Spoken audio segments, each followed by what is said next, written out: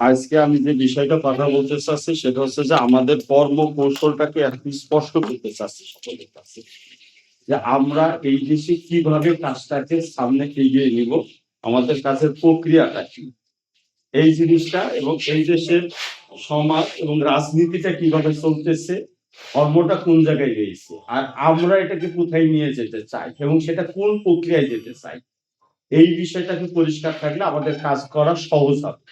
আমাদের বিষয়টা, তা আমরা প্রথমে আগে দেখি আমাদের দেশের অবস্থানটাকে আমি একটু দেখাই। সেটা হচ্ছে যে এই ধরেন আমাদের দেশ, ঠিক আছে, এরকম ভাবে এই দিক দিয়ে যে এই চিটাগাং, এই হচ্ছে বাংলাদেশ, এইটা, আর এর চারিদিক দিয়ে এই দিক দিয়ে হচ্ছে সবই ভারত, এইগুলো হচ্ছে ভারত। এর মাঝে আমাদের অবস্থান, একটা মানুষের দায়িত্ব এবং কর্তব্য মুমিনদের নির্ভর করে তাদের পারিপার্শ্বিকতার সাথে। সাহাবায়ে কেরাম যখন মক্কায় ছিলেন তখন তাদের কাজ যা ছিল, মদিনায় গেলে তার কাজটা অন্যরকম হয়ে গেছে, কারণ মক্কার পরিবেশ এবং মদিনার পরিবেশটি ভিন্ন। আবার বিজয়ের আগে যা ছিল বিজয়ের পরে কিন্তু আর এক রকম হয়ে গেছে। অর্থাৎ দিন বা ধর্মটা, আমাদের ইসলামটা কিন্তু পরিবেশ পরিস্থিতি এবং পারিপার্শ্বিকতার উপরে এটি কিন্তু তার দায়িত্ব কর্তব্য নির্ধারণ করে। এটা হচ্ছে সেই ক্রিসমের মতো, যত ঘুরাবেন তার কালারটা বিভিন্ন সময় বিভিন্ন রকম হয়, বিভিন্ন জায়গায় বিভিন্ন রকম হয়। একজন দরিদ্র মুসলমানের যা দায়িত্ব, একজন ধনী মুসলমানের দায়িত্ব কিন্তু তা নয়। ইবাদতের ক্ষেত্রেও দেখবেন পার্থক্য হয়ে যায়। একটা যুবকের যা কর্তব্য একটা বৃদ্ধের সেই কর্তব্য না, একজন শিশুর সেই কর্তব্য না, একটা পুরুষের যা কর্তব্য একজন নারীর তা কর্তব্য নয়। একজন পঙ্গু, অথর্ব, অন্ধ, তার উপরে যে দায়িত্বগুলো বর্তায় একজন সুস্থ স্বাভাবিক মানুষের কিন্তু দায়িত্বটা আর এক রকম হয়। তাহলে একটা মানুষের এবং একটা ব্যক্তির কর্তব্যটা কি, এটা যেমন ব্যক্তির অবস্থার উপরে নির্ভর করে, তেমনি আপনি কোন সমাজে কোন পরিস্থিতির ভিতর অবস্থান করছেন তার উপরেও নির্ভর করে। এই স্থান এবং সময়ের সাথে নিজের কর্তব্যটাকে উপলব্ধি করে নিতে হবে আমাদের। আমার কর্তব্যটা কোথায়, আমার করণীয়টা কোথায়, আমার দেশ এবং এই পারিপার্শ্বিকতায় আমার কাজটা কি, এবং আমার ব্যক্তির অবস্থান থেকে আমার কাজটা কি, এই জিনিসটাকে কিন্তু প্রত্যেককে নিজের জায়গা থেকে বুঝে নিতে হবে যে আমার কর্তব্য এবং আমার দায়িত্বটা কোথায় এবং আমি সেই দায়িত্বটা কিভাবে পালন করব। একজন দরিদ্র মানুষের উপরে দায়িত্ব বর্তায় না যে সে দিনের কাজের জন্য অনেক টাকা পয়সা খরচ করবে, কারণ যার নাই তার তো সেটা আসে না। যেমনি একজন পঙ্গু দুর্বল মানুষের উপর দায়িত্ব বর্তায় না যে একজন কাফেররা লড়াই করতে আসছে, সেও যায় সামনে যে লড়াই করবে, এটা কিন্তু তার উপরে বর্তায় না, এইটা তার উপরে দায়িত্ব যায় না। ঠিক একইভাবে একজন ধনীর উপরে জাকাতটা যেমন ফরজ হয়ে ওঠে, হজ যেমন ফরজ হয় একটা দরিদ্রের জন্য, সে আবার ওইটা নেয়, সে আবার সেই জাকাতটা নেয়। একজনের দেওয়া ফরজ হয় আর আরেকজন এটা নেয়, তার জন্য জায়েজ হয়ে যায়। একজনের জন্য হারাম হয়, আরেকজনের জন্য, একজনের এটা নেওয়া হারাম আর আরেকজনের নেওয়া এটা কি জায়েজ। তো এটা কি কেন, তার অবস্থার কারণে এটা হয়েছে। তাহলে আমাদের প্রত্যেকেরই আমাদের অবস্থানের জায়গা থেকে আমাদের দায়িত্বটা উপলব্ধি করে নিতে হবে যে আমার দায়িত্বটা কি। আমি যে অবস্থা, আমার শারীরিক সামর্থ্যের উপরে নির্ভর করবে, আমার অর্থনৈতিক সামর্থ্যের উপরে নির্ভর করবে, আমার সামাজিক সামর্থ্যের উপরে নির্ভর করবে, আমার বয়সের সাথে নির্ভর করবে এটা, আমি পুরুষ না নারী তার উপরে নির্ভর করবে এটা, যে আমার কর্তব্যটা কি। বিষয়টা পরিষ্কার হয়েছে যে আমাদের প্রত্যেকেরই নিজেকে এটা নিয়ে ভাবতে হবে যে আমার কর্তব্যটা কি।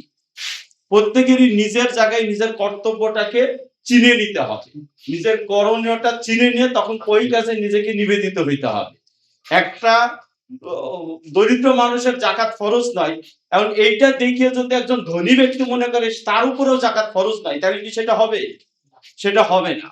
একজন অক্ষম বা প্রতিবন্ধী বা হচ্ছে অতিশয় দুর্বল বা রোগা ব্যক্তির জন্য জিহাদ ফরজ নয়, কিন্তু এটা দেখে যদি একজন সক্ষম যুবকও মনে করে যে ওর যেহেতু জিহাদ নাই আমারও নাই, তাহলে কি হবে সেটা?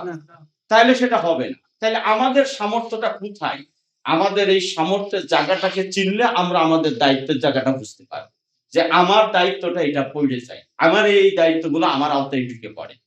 বোঝা গেছে বিষয়টা? ইসলামটা একটা বিস্তৃত জিনিস, এর কিছু জিনিস আপনার দিকে এসে যাবে। আপনি সেটাকে বেছে নেন, আপনি বুঝে নেন, উপলব্ধি করে নেন আপনার কর্তব্যটা। এই কর্তব্যের জায়গায় এসে এবার আপনি নিজেকে প্রশ্ন করেন যে আমি কি এটা কাজ করতেছি কিনা। এখন যখন আমি দরিদ্র মানুষ আবার যখন ধনী হইব তখন আমার দায়িত্ব পাল্টিয়ে যাবে। তখন আবার আমি দায়িত্ব পালন করা শুরু হবে, আমার উপর কিছু বিধান এসে পড়ে যাবে। আবার যখন আমি ধনীর থেকে দরিদ্র হয়ে যাব তখন আবার আমার অবস্থান চেঞ্জ হয়ে যাবে। বোঝা গেছে বিষয়টা? আমি যখন মুমিনদের ভূমিতে থাকবো তখন আমার এক ধরনের কর্তব্য থাকবে, আমি যখন কুফফারদের ভূমিতে যাব তখন আমার কর্তব্য আরেক রকম হয়ে যাবে। আমার এটা পরিবর্তন হয়ে যাবে। তো এই জায়গাটা হচ্ছে একটা হচ্ছে আমাদের ব্যক্তির জায়গা থেকে উপলব্ধি করা, আমার দায়িত্ব কর্তব্যটা কি, আর একটা হচ্ছে জাতিগতভাবে আমার অবস্থান কোথায়, আমার সেটার উপরেও নির্ভর করবে। সাহাবাগণ যখন মক্কায় ছিলেন তখন তাদের এক ধরনের দায়িত্ব ছিল, যখন মদিনায় গেলেন তখন আরেক রকম দায়িত্ব ছিল। একটা আলোচনা আমাদের এই আজকের তাফসীরের ভিতরে এসে গেছে, সেটা হচ্ছে যে মুমিন এবং কুফফার এক অন্যের জন্য পরীক্ষা। এই বিষয়টাও আসবে।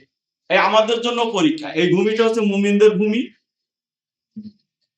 আর এটা হচ্ছে মুশরিকদের ভূমি। এই মুশরিক এটা হচ্ছে এক অন্যের জন্য পরীক্ষা। এটাও একটা। আমরা এই জায়গায় রয়েছি, ওরা এই জায়গায় আছে। তাহলে পরীক্ষা যখন আসছে, তাহলে পরীক্ষা মানে আপনার কিছু করণীয় আছে।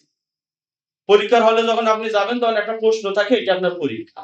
উত্তরটা কি দেন এটার উপর নির্ভর করে আপনি পরীক্ষায় পাস করছেন না ফেল করতেছেন। এর মুশরিক রয়েছে, মুমিন রয়েছে, এর সাথে সম্পর্কটা কি, এটা এক অন্যের পরীক্ষা। সেটা কিভাবে? মুমিনদের জন্য একটা পরীক্ষা হচ্ছে এই যে মুমিনগণ আল্লাহর বার্তাকে কাফেরদের কাছে পৌঁছাচ্ছে কিনা, তাদের কাছে আমাদের দাওয়াতটা আমরা দিচ্ছি কিনা, তারা যারা শিরক করতেছে তাদের শিরকের থেকে আমি বিরত করার চেষ্টা করতেছি কিনা, যারা আল্লাহকে অস্বীকার করে তাকে আল্লাহর দিকে আমি ডাকতেছি কিনা। এইটা হচ্ছে আমার দায়িত্বের অন্তর্ভুক্ত। আমি তাদের কাছে যদি এটা প্রকাশ করি তা এবং তাদেরকে আহ্বান জানাই, তাহলে এইটা আমার একটি প্রশ্ন ওই জায়গায়। এইটা হচ্ছে আমাদের একটি কর্তব্যের জায়গা, যেটার থেকে আমরা করতেছি। এবং কাফেরদের জন্য পরীক্ষাই যে তাদের কাছে সত্য প্রকাশ হওয়ার পরে তারা মানতেছে কিনা। বোঝা গেছে বিষয়টা? তাদের কাছে যখন সত্য প্রকাশ হচ্ছে, আমাদের দায়িত্ব তাদের কাছে বলা, আর তাদের দায়িত্ব হচ্ছে সেটা মেনে নেওয়া। তাদের দায়িত্ব হচ্ছে সেটাকে মেনে নেওয়া। এখন যদি তারা না মেনে নেয় তাহলে আমাদের এই পরীক্ষায় তারা ফেল করলো, হেরে গেল তারা। অর্থাৎ যে বল ছুঁড়ে দেয় না, একজন বলার বল ছুঁড়ে দেয়, একটা ব্যাটসম্যান ওটাকে ঠেকাইতে হয়, ওটা ঠেকাইতে হয়। ক্যাচ ওটা একজন ফিল্ডারকে ধরতে হয়, ধরলে পারে সে টিকে গেল, জিতে গেল, আর যে ধরা খেলো সে আউট হয়ে গেল। তাই আমরা ওদের কাছে বলে না বল অমুকের কোটে। তো মুমিনদের দায়িত্ব হচ্ছে মুশরিকদের কাছে ঈমানের বার্তাটা পৌঁছে দেওয়া। এই পৌঁছে দিলে তারা যদি এটা গ্রহণ করে নেয় তাহলে তারা অন্তর্ভুক্ত হয়ে গেল, আর তারা যদি এটা প্রত্যাখ্যান করে তাহলে তারা নিজেদের জায়গা থেকে দিন থেকে তারা তাহলে কি হলো, তারা দিনের বাইরে রয়ে গেল, মুমিনদের দায়িত্ব পালন করতে। এটি একটি পরীক্ষা। এটা হচ্ছে মুমিনদের পক্ষ থেকে তাদের উপর দায়িত্ব হচ্ছে যে তারা তাদের কাছে এটা পেশ করতে হবে, এটা তাদের কাছে প্রকাশ করতে হবে। আর এরা পাশ করবে তখন যখন এটা গ্রহণ করে, তখন সে টিকে গেল ইমানে। আরেকটি কাজ আসে আবার মুশরিকরা মুমিনদের জন্য পরীক্ষা। কি পরীক্ষা? এরা এদের উপরে নির্যাতন, ঈমান থেকে দূরে সরানোর জন্য বাধ্য করার চেষ্টা করবে, তাদের উপর নানাভাবে নির্যাতন করবে, হত্যা করবে, নিপীড়ন করবে, তাদের উপর যেসব নির্যাতন গুলো আসে এইগুলো তারা করবে। এইটার কারণে মুমিনরা ঈমান থেকে সরে যায় কিনা। তাহলে উভয়ের জায়গা থেকে দুটো কিন্তু ভূমিকা আছে। এইটার থেকে যদি এদের নির্যাতন নিপীড়নে যদি মুমিনগণ আবার ঈমানের পথ থেকে সরে আসে, এরা প্রলোভন দিবে, যেটা অতীতে হয়েছে। আল্লাহ রাসূল সাল্লাল্লাহু আলাইহি ওয়াসাল্লামকে তার প্রলোভন দিয়েছে না, এরা প্রলোভন দিবে, এরা প্রলোভন করবে, দিবে, নির্যাতন করবে, বহিষ্কার করবে, দেশ থেকে বিতাড়িত করবে, হত্যা করবে, জেলে পুরবে, অনেক কিছু করবে তারা। এইটা যখন তারা করবে তখন এইগুলোতে মুমিনগণ টিকে যদি থাকে তাহলে মুমিন এটা টিকে থাকলো। অর্থাৎ সবর। সবর মানে হচ্ছে কি, সবরের একটা অর্থ হচ্ছে যে আমরা বাংলা বলি ধৈর্য। এই ধৈর্য শব্দটা সবরের যথার্থ অর্থই প্রকাশ করে। ধৈর্য শব্দটা আসে কোথা থেকে? যে ধৈর্য রাখা, যে যত কিছুই হোক আমি আমার অবস্থানটাকে ধরে রেখেছি। এই যে ধৈর্য রাখা, এই ধৈর্য রাখা অর্থাৎ আমি আমার এটা ছাড়ি নাই। ওই যে আল্লাহ রজ্জুকে ধরে রাখার কথা বলতেছে না, আল্লাহ রজ্জুকে এমন ভাবে ধরে রাখা যে তারা কোনো কিছুতে আমাকে ছুটাইতে পারতেছে না ওই জায়গা থেকে। অর্থাৎ আমি যে ইমানের উপরে রয়েছি এই জায়গাটাকে আমি শক্তভাবে ধরে রেখেছি। সবরের একটা অর্থ আরবিতে ইস্তেকামাত, অর্থাৎ দৃঢ়তা অবলম্বন করা। যত নির্যাতনই করুক, যত নিপীড়নই করুক, জেল দিক, হত্যা করুক, যা কিছুই করুক না কেন, আমি আমার অবস্থান চেঞ্জ করব না। আমি আমার অবস্থান থেকে সরে যাব না। আমি আমার অবস্থানের উপরে দৃঢ় থাকবো। এই যে ধরে রাখাটাই হচ্ছে ধৈর্য। সবকিছুতে ধরে রাখাটাই হচ্ছে ধৈর্য, যে আমি অবিচল আছি, অটল আছি। যে এই যে ধরে রাখাটা, অর্থাৎ এইটা হচ্ছে তাদের পক্ষ থেকে পরীক্ষা। যারা কাফের তাদের পক্ষ থেকে পরীক্ষা। এই মুমিনদের কাছে তারা পরীক্ষা হয়েছে তাদের নির্যাতন, নিপীড়ন, বাধা, প্রতিবন্ধকতাকে তারা মোকাবেলা করতেছে কি করে। আর মুমিনগণ যখন তাদের কাছে বলে, দাওয়াত দেয় দিনকে, তখন তারা এটাকে কিভাবে প্রত্যাখ্যান করতেছে। এটা হচ্ছে এক অন্যের জন্য পরীক্ষা, যেটা এই সূরা ফুরকানের ভিতরে এই কথাটা আসছে যে এরা একে অন্যের জন্য পরীক্ষা। আর সূরা ফুরকান নামটার আগে আমি বলেছি যার অর্থ ফারাক করে দেওয়া, পৃথক করে দেওয়া দুটো। এই পৃথক করেই আল্লাহ একে অন্যের পরীক্ষার কথা বলতেছে, যে তোমরা এক অন্যের, অর্থাৎ আল্লাহ মানুষকে ভাগ করে দিয়েছেন, বিভাজন করে দিয়েছেন। একটি ভাগ হচ্ছে ঈমানের সাথে যুক্ত, অর্থাৎ আল্লাহকে মেনে নেওয়ার সাথে, আর একটা ভাগ হচ্ছে আল্লাহকে অস্বীকার করার সাথে। এই একটা হচ্ছে কুফর, একটা ঈমান। এই যে আল্লাহ দুটোকে ভাগ করে দিলেন এবং মুমিন এবং কাফেরকে ভাগ করে দিলেন এবং দিয়ে বলছেন একে অন্যের পরীক্ষা তোমরা। বিষয়টা পরিষ্কার হয়েছে? এই এক অন্যের পরীক্ষায় আমরাও পরীক্ষায় আছি। এখন আমরা যখন এদের সাথে দোস্তি চাইবো, এদের সাথে বন্ধুত্ব চাইবো, এবং এই কারণে মুমিন হিসেবে আমাদের যা বলার কথা সেটা না বলি, আমরা তাদের সাথে বন্ধুত্ব চেয়ে যদি অন্য কোনো কথা বলি, তাহলে এই পরীক্ষা আমরা হেরে যাচ্ছি। তাদের নির্যাতনে যদি আমরা আবার সইরে আসি, আমরা ছেড়ে দিই, তাইলে আমরা হেরে যাচ্ছি। আবার তারা অপছন্দ করবে বলে আমি হক কথা বলতেছি না। তারা পূজা করতেছে এটি একটি শিরক এবং এটি অনর্থক, এটা মিথ্যা। এই কথাটা আমরা না বলে আমরা বলতেছি ওইটার এটা একই জিনিস, এটাও যা ওইটাও তাই। তাহলে কি হলো? তাহলে এই পরীক্ষা আমরা হেরে গেলাম, এই পরীক্ষায় আমরা পাশ করলাম না, এই প্রশ্নে আমরা হেরে গেলাম। তাহলে এই জিনিসটা হচ্ছে এই যে তাদের সাথে বন্ধুত্ব কামনা করার কোনো সুযোগ আমাদের নাই। আল্লাহ তাআলা দুটোকে ফারাক করেছেন, মানে পৃথক করেছেন সূরা ফুরকানে। এখন আল্লাহ যেটাকে পৃথক করে দিলেন, আমরা যদি আবার মনে করি এটাকে মিলাই দিব, তাহলে কিন্তু এটা হবে না। এটা পৃথকই রাখতে হবে। ইব্রাহিম আলাইহিস সালাম এই সম্পর্কটা ছিন্ন করেছেন, রাসূল সাল্লাল্লাহু আলাইহি ওয়াসাল্লাম এই সম্পর্কটা ছিন্ন করেছেন। এটা পৃথকই থাকতে হবে। আর আমাদের দেশের অবস্থায় এবার আমরা আসি। আমাদের দেশের অবস্থাটা কি এবং আমরা এখানে কিভাবে রয়েছি? হ্যাঁ, আমাদের এটা ঠিক যে আমাদের চারিপাশে হচ্ছে একটা মুশরিক বা কাফের জাতি, তাদের নিয়ন্ত্রণ প্রতিষ্ঠিত। আর আমাদের এই জায়গাটার বসতিটা মুমিনদের, কিন্তু এখানকার সমাজ বা রাষ্ট্রটা এখনো ঈমানের উপরে প্রতিষ্ঠিত না। এই জায়গায় হচ্ছে আমাদের অবস্থান। এখানে এই জাতির পক্ষ থেকে এই জায়গাটার উপরে একটা কর্তৃত্ব প্রতিষ্ঠা করে রাখা হয়েছে এবং এই ভূমিতে সবকিছু মিশে রয়েছে। ঈমান এবং কুফর সবকিছু একটা মিশ্রিত অবস্থায় এখানে রয়েছে। এই যে মিশ্রিত অবস্থায় রয়েছে এবং এর মধ্যে থেকে আমরা কাজ করতেছি। আমাদের বাস্তবতাটা এটা ঠিক আছে? এর ভিতরে আমরা অবস্থান করতেছি। ব্যক্তিগতভাবে আমাদের সমাজের বেশিরভাগ মানুষই মুমিন, এটা সত্যি। বেশিরভাগ মানুষ মুমিন এবং তাদের পরিচয় ইসলাম এবং তার ইসলামী চেতনা ধারণ করে, এটা তারা ধারণ করে। কিন্তু রাষ্ট্র এবং সমাজের উপরে নিয়ন্ত্রণ প্রতিষ্ঠিত হচ্ছে মুশরিকদের, কাফেরদের। এই যে কাফের এবং মুশরিকরা এটাকে প্রতিষ্ঠিত করে রেখেছে, তাদের শক্তি দিয়ে এই ভূমির উপর তারা কর্তৃত্ব প্রতিষ্ঠিত করে রেখেছে এবং সেই কর্তৃত্বের কারণে রাষ্ট্র এবং সমাজ একদিকে যায় আর মানুষের চিন্তা আর একদিকে থাকে, বিশ্বাস আর একদিকে থাকে। এই জন্য আমাদের সমাজে দ্বন্দ্বটা অত্যন্ত প্রকট হয়ে রয়েছে, যে দ্বন্দ্বের থেকে আমরা কোনো মীমাংসা করতে পারতেছি না। আমরা রাষ্ট্রকে আপন ভাবতে পারতেছি না, আর রাষ্ট্র আমাদেরকে আপন ভাবে নিতে পারতেছে না। কারণ রাষ্ট্র চলছে কুফরির উপরে আর আমরা থাকতে চাচ্ছি ঈমানের উপরে। এই দুটো এক অন্যের সাথে দ্বান্দ্বিক একটি সম্পর্ক এই জায়গায় গড়ে উঠেছে এবং এটা একটি মিশ্রিত ভূমি, যেখানে সবকিছু মিশ্রিত হয়ে রয়েছে। এর আগের এক আলোচনায় আমাদের আসছে, সেটা হচ্ছে সে জুলকারনাইনের সে ঘোলা পানির জায়গাটা, যে পানি যেখানে ঘোলা স্বচ্ছ, মানে পানির সাথে লবণাক্ত পানি, মিষ্টি পানি একসাথে মিশ্রিত হয়ে থাকে, ময়লা মাটি একসাথে মিশ্রিত হয়ে থাকে। আমাদের এখানকার অবস্থান হচ্ছে সেইটা, যে এই জায়গাতে আমার হক এবং বাতিল একসাথে মিশ্রিত হয়ে থাকে এবং এটাকে এই মিশ্রিত করে রাখার একটা চেষ্টা চলে, যেটা আওয়ামী লীগ বলতো অসাম্প্রদায়িক বাংলাদেশ, বাঙালি জাতীয়তাবাদ। এই কথাগুলো আমরা ইতিপূর্বে এই আলোচনাগুলো করেছি, যেটা দিয়ে আওয়ামী লীগ বাংলাদেশকে উল্টা পথে নিয়ে যাওয়ার চেষ্টা করত। অর্থাৎ বাংলাদেশের মানুষকে একেবারে শেষ করার চেষ্টা করতো। ধর্মনিরপেক্ষতা, বাঙালি জাতীয়তাবাদ এই কথাগুলো বলে। এই ধর্মনিরপেক্ষতার মধ্য দিয়ে তারা আমাদের ধর্মীয় পরিচয়কে হালকা করে দিত, অস্বীকার করতে চাইতো। আর হচ্ছে বাঙালি জাতীয়তাবাদ। এই বাঙালি জাতীয়তাবাদের কথা বলে তারা আমাদের মুসলিম জাতীয়তাবাদের বিপরীতে এই কথাটা নিয়ে এসেছে, আর আমাদের মুসলিম পরিচয় ইসলামের বিপরীতে ধর্মনিরপেক্ষ শব্দটা নিয়ে এসেছে তারা। এবং বাংলাদেশের অগ্রগতির জায়গাতে 1947-এর পর থেকে আওয়ামী লীগ সম্পূর্ণভাবে দেশটাকে উল্টো পথের দিকে নেওয়ার চেষ্টা করেছে। মানুষের মন মানসিকতাকে গড়ে তুলে আর ভারতকে তারা বন্ধু বানানোর চেষ্টা করেছে। এই তিনটা প্রচারণার উপরে কিন্তু আওয়ামী লীগ চলে। এই ভারতকে হচ্ছে বন্ধু, এইটা অর্থাৎ আমরা বলতেছি ভারত শত্রু। আমরা এই পার্থক্য হচ্ছে যে তারা বলছে বন্ধু, আমরা বলতেছি শত্রু। এই পার্থক্য এটা। তারা বলতেছে বাঙালি পরিচয়, আমরা বলতেছি যে আমরা পরিচয় মুসলিম। বাংলা আমাদের ভাষা, এটা ঠিক আছে, কিন্তু জাতিগতভাবে বাঙালি জাতি বলে কোনো জাতি নেই। জাতির পরিচয় হচ্ছে আমি কি বিশ্বাস করি, আমি কি খাই, আমি কি পোশাক পরি, কিভাবে আমার জীবন চলে, আমার জন্ম, আমার মৃত্যু, এগুলোতে আমি কোন নীতি অবলম্বন করি, সেটি হচ্ছে আমার পরিচয়। সেখানে আমরা জাতিগতভাবে মুসলিম। ধর্ম নিরপেক্ষতার জায়গায় আমাদের পরিচয় হচ্ছে ইসলাম। এটা হচ্ছে সুস্পষ্টভাবে আওয়ামী লীগ তার একেবারেই উল্টো পথে।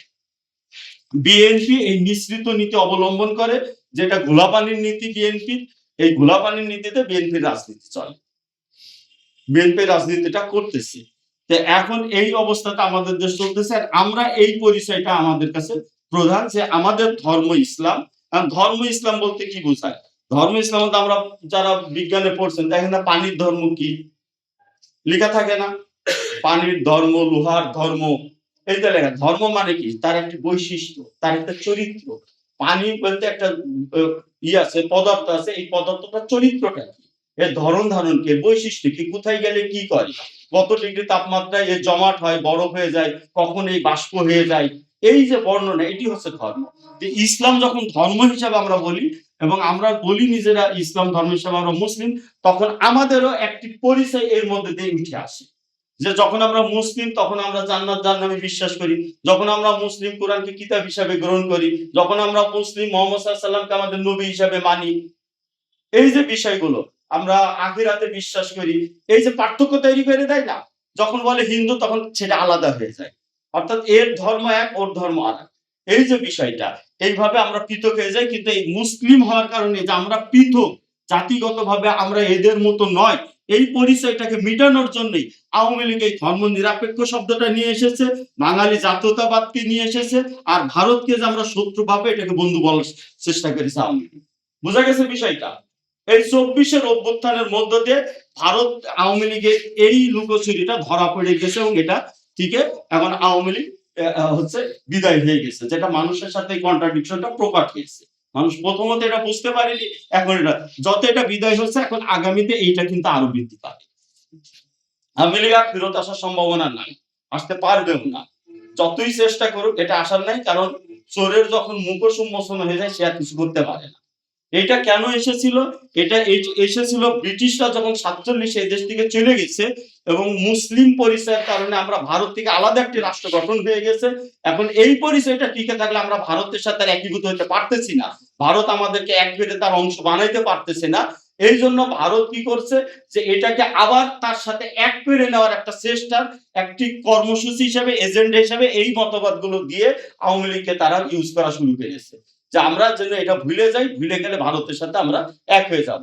আওয়ামী লীগ বাঙালি শব্দটা এসেছে মূলত ভারতের সাথে আমাদের এক করার জন্য। সে যদি সত্যি বাঙালি জাতীয়তাবাদে বিশ্বাস হতো, তাহলে সে বলতো যে পশ্চিমবঙ্গ আমার অংশ, এটা ভারতের অংশ নয়। কিন্তু আওয়ামী লীগ কিন্তু এই কথা বলে না, এই কথা বলে না। সে বাঙালি জাতীয়তাবাদের নামে আমাদেরকে পশ্চিমবঙ্গের সাথে এক করতে চায়, কিন্তু পশ্চিমবঙ্গকে আমাদের সাথে অন্তর্ভুক্ত করতে চায় না, ভারত থেকে বিচ্ছিন্ন করে। পশ্চিমবঙ্গ হচ্ছে একটা প্রদেশ, ওইটা একটা প্রদেশ, আর আমরা হচ্ছে একটি রাষ্ট্র। যে রাষ্ট্র আর প্রদেশের ভিতর কোনটা বড়? রাষ্ট্র বড় না? অবশ্যই রাষ্ট্র বড়। তাহলে রাষ্ট্র যদি বড় হয়, তাহলে রাষ্ট্র কি প্রদেশের সাথে একই হতে হবে, নাকি প্রদেশ এসে রাষ্ট্রের সাথে এক হবে? যদি আওয়ামী লীগ বলে যে সে সত্যি বাঙালি জাতীয়তাবাদে বিশ্বাস করে, তাইলে সে বলতো যে পশ্চিমবঙ্গ আমার পার্ট। কিন্তু এই কথা বললে তো ভারত আর বন্ধু থাকে না, শত্রু হয়ে যায়। এই জন্য একটা কুসামিলির আশ্রয় নাই। অথচ এই বক্তব্যটা দিয়ে মানুষকে ধোঁকা দিয়ে এসে তার সাথে অন্তর্ভুক্ত করে। তো যাক, এই ধোঁকার থেকে বাংলাদেশ এখন আজকে বের হয়ে এসেছে। এই ধোঁকাটা বাংলাদেশের মানুষের কাছে পরিষ্কার হয়েছে এবং আজকে বাংলাদেশ ওই জায়গা থেকে অনেকখানি বের হয়ে এসেছে। এখন এইটাকে এখনো ওই জায়গায় ফেরত নেওয়ার তারা চেষ্টা করতেছে। আমি আজকে একটা আলোচনা শুনছিলাম, ভারতের এক চিন্তাবিদ বলতেছে যে বাংলাদেশকে এখনো ভারত শত্রু রাষ্ট্র হিসাবে ঘোষণা করতেছে না এবং বিবেচনা করতেছে না। ভারত বাংলাদেশকে অবজারভেশন করতেছে, দেখতেছে এবং তার বলয়ের ভিতরে রাখার চেষ্টা করতেছে। এখনো শত্রু হিসাবে এখনো সে বাংলাদেশকে মানে ই করতেছে না। তার মানে কি ভারত এখনো তার চেষ্টা অব্যাহত রেখেছে। আমরা এখনো সফল হয়নি। আমরা যখন ভারতকে শত্রু ভাবো, ভারত আমাদেরকে শত্রু ভাবে, তখন আমরা ঠিক জায়গায় যাচ্ছি। তখন তাদের সাথে আমরা এই যে এক অন্যের পরীক্ষা বলতেছেন, আমরা এই জায়গায় প্রবেশ করতেছি। তখন এখন আমাদের ভূখণ্ডের যে ঘোলা পানির যে অবস্থা, এই ঘোলা পানির রাজনীতিটার কাছে আমরা এখন যাব, যে এইটাকে আমরা কিভাবে ঠিক করব। এই জিনিসটা এই চিটাগাং এই জায়গাটাতে ওদের কলা কৌশল হচ্ছে বাংলাদেশের এই দুটো পয়েন্টকে তারা তাদের সব থেকে বেশি কৌশলগত ভাবে চাপ সৃষ্টির জন্য তারা ইউজ করতে চায়। যে কারণে দেখবেন এই যে লালমনিরহাট আর উত্তরবঙ্গের এই জায়গাতে ইসকনের কাজ বেশি, মিশনারি গুলো এই দুটো পয়েন্টে বেশি কাজ করে। এনজিও গুলো, খ্রিস্টান মিশনারি গুলো এই দুটো পয়েন্ট। উত্তরবঙ্গে গেলে দেখবেন প্রচুর আছে এগুলো, এই হাসপাতাল এটা সেটা, এখানেও এটা আছে। এগুলো দিয়ে তারা আমাদের দেশটাকে তাদের নিয়ন্ত্রণে নেওয়ার একটা চেষ্টা করে, আর আওয়ামী লীগ তাদের প্রধান এজেন্ডা হিসাবে এদেশে কাজ করে। এই হচ্ছে তাদের বিষয়। এখন আমরা কাজ শুরু করছি কোথার থেকে? আমাদের কাজ শুরু হচ্ছে যে এই যে মিশ্রিত হয়ে আছে এখানে, এই যে মিশ্রিত দিন আমাদের এই জায়গাটাই, এই মিশ্রিত জায়গার থেকে আমাদেরকে বের হইতে হবে। মিশ্রিত জায়গা থেকে আমরা ওই যে সূরা ফুরকানে যেটা বলছে, এই ফারাক তৈরি করতে হবে, দুটোকে আলাদা করতে হবে, ঈমান এবং কুফরকে দুটো আলাদা করে ফেলতে হবে। এই জায়গাটা মুমিন এবং মুশরিকদের সাথে সম্পর্ক ছিন্ন করে ফেলতে হবে, পৃথক করে ফেলতে হবে। অর্থাৎ ঘোলা পানির ভিতর থেকে ময়লা মাটি, নোনা পানিকে আলাদা এবং মিঠা পানিকে আলাদা করে, এই কাজটা হচ্ছে আমাদের। এই কাজটা শুরু হবে কি করে? যে এই পুরা ভূখণ্ড মিশ্রিত হয়ে রয়েছে, মিশ্রিত হয়েছে মানুষের ভিতরে দুটাই মিশ্রণ আছে। দেখবেন এই দেশের মানুষ, একই মানুষ হজেও যায়, আবার সে লালনসার মাতারেও যায়। একই মানুষ আবার নামাজও পড়ে, আবার মন্দিরে যাও শুভেচ্ছা জানায়। এটা হচ্ছে না বাংলাদেশে। একই মানুষ গান বাজনার অনুষ্ঠানেও যাচ্ছে, ওয়াজ মাহফিলেও যাচ্ছে। এই যে এই সমাজের মানুষের ভিতরে যে মিশ্রণ চলে, এই যে অদ্ভুত ধরনের মিশ্রণ, এটা পৃথিবীর অন্য কোনো জায়গায় পাবেন না। পৃথিবীর অন্য জায়গায় যাবে, দেখবেন যে মানুষ এরকম সব জায়গায় যে দৌড়ায় না। প্রত্যেকের একটি নিজস্ব আইডিওলজি আছে, প্রত্যেকের একটি নিজস্ব তার ধর্ম রয়েছে, তার বিশ্বাস রয়েছে, সে স্টেট ওইটা অবলম্বন করে। কাফের হলে সে কাফের হয়, খ্রিস্টান হলে সে খ্রিস্টান হয়, ইহুদি হলে সে ইহুদি হয়, মুসলমান হলে সে মুসলমান হয়, এবং যার যার পথে সে থাকে। কিন্তু আমাদের দেশে দেখবেন যে পূজার উৎসবে মুসলমানরা সব চলে যাচ্ছে, আবার মুসলমানদের ঈদের ভিতরেও হিন্দু বন্ধু বান্ধবরা চলে আসতেছে, একই সাথে অনুষ্ঠান হচ্ছে। এই যে আমাদের এই মিশ্রণ থেকে আমাদেরকে আলাদা হইতে হবে। এই আলাদা হওয়ার জন্য সর্বপ্রথম যে কর্তব্যটা, সেটা হচ্ছে যে আমাদের একটি বলয় তৈরি করা, আমাদের একটি বলয় তৈরি করা, একটা সামাজিক নেটওয়ার্ক আলাদা করে তৈরি করা, সাংগঠনিক নেটওয়ার্ক আলাদা করে তৈরি করা, ব্যবসা বাণিজ্য অর্থনৈতিক কাঠামো আলাদা করে তৈরি করে নেওয়া। অর্থাৎ এটিকে আলাদা করে নেওয়াটাই এই যে ফুরকানের কথা বলা হচ্ছে, যেটা এই ফুরকানের শিক্ষার কথা আমি আসতেছি, যে এই জায়গাটা এই আলাদা করে ফেলাটাই, অর্থাৎ এই ফারাক করাটা হচ্ছে আমাদের এখনকার মূলত কাজ। সেটা হচ্ছে যে আমরা আলাদা হয়ে যাব। এখন সমাজ থেকে বিচ্ছিন্ন হবো না, সমাজের থেকে বিচ্ছিন্ন হবো না। আমরা সমাজের সাথে আমাদের একটি আদান প্রদান থাকবে। সেই আদান প্রদানটা কি হবে? সেই আদান প্রদানটা আমি বলেছি, সেটা হচ্ছে যে মুমিনদের জন্য দায়িত্ব হচ্ছে মুশরিকদের কাছে বা কাফেরদের কাছে ইমানের ইসলামের বার্তাটা পৌঁছানো, এই দাওয়াতটা পৌঁছায় দেওয়া। আর তাদের পক্ষ থেকে যে নির্যাতন আসবে, বাধা আসবে, সেটার উপরে অবিচল থাকে। আল্লাহ তাআলা এই সূরাতে এই আয়াতগুলোতে বলছেন যে আল্লাহ সবরকারীদেরকে কি করেন? পছন্দ করেন। তিনি এবং তিনি নিজে দেখতেছেন, এটাও আল্লাহ বলতেছেন। এই কথার পরপরই আল্লাহ বলতেছেন যে আল্লাহ এই ধৈর্যশীলদেরকে আল্লাহ তাআলা পছন্দ করেন, তাদেরকে উত্তম পুরস্কার দিবেন। কারণ তাদের বাধার মধ্যে যারা কি করতেছে, তারা নিজেদেরকে তাদের মতো করে পরিবর্তন করতেছে না, ইমানের উপর অবিচল থাকতেছে। এবং আল্লাহ বলছেন আমি এটা দেখতেছি, এটা যে পরীক্ষা, এই পরীক্ষায় কে কি করতেছে আমি এটা দেখতেছি।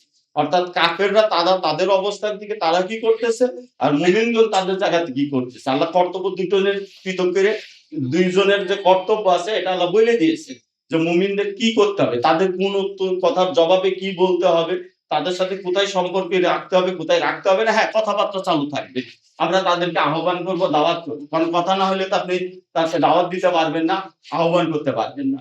যে এই আহ্বান করবেন আবার সে আপনার উপরে নির্যাতন নিপীড়ন করবে, আপনি তখন কি করবেন, আপনার অবস্থানের উপরে অবিচল থাকবেন। আমরা এই সমাজের ভিতর থেকে সবকিছুকে আলাদা করে বেরিয়ে আসবো, আমরা নতুন একটি কাঠামো তৈরি করবো, এর মধ্যে এই সমাজের মধ্যে থেকেই নতুন একটি সমাজ তৈরি করে ফেলবো। আমরা আমাদের নতুন একটা সমাজ তৈরি করে ফেলবো, নতুন সমাজের নতুন একটি কাঠামো তৈরি করে ফেলবো। আমরা যে বিশ্বাস এবং যে আপনার আচার আচরণ, আমাদের যে চলাফেরা, ইবাদত বন্দিগি, আমাদের ব্যবসা বাণিজ্য, সবকিছুর মধ্যে একটা পৃথকই সত্তা, এই যে আমরা বৈশিষ্ট্য, এই বৈশিষ্ট্যকে ধারণ করতে পারলে আমাদের ধর্মটা ইসলাম।